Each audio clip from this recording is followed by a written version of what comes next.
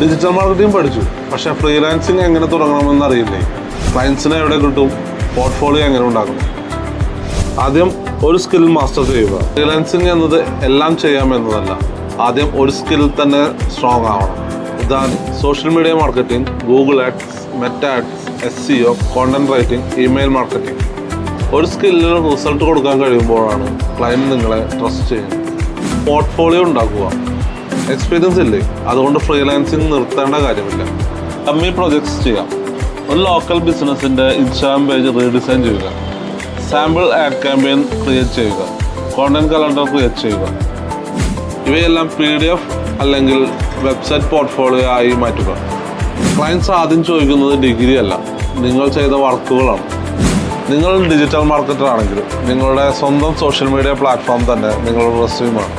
റെഗുലറായി നിങ്ങളുടെ tips share ചെയ്യുക, നിങ്ങളുടെ കേസ് സ്റ്റഡി പോസ്റ്റ് ചെയ്യുക. ഡിജിറ്റൽ മാർക്കറ്റിംഗ് ഫ്രീലാൻസിങ്ങിനെ കുറിച്ച് കൂടുതൽ പ്രാക്ടിക്കൽ ടിപ്സ് വേണമെങ്കിൽ ഫോളോ ചെയ്ത് കമൻറ്റ് ചെയ്യും.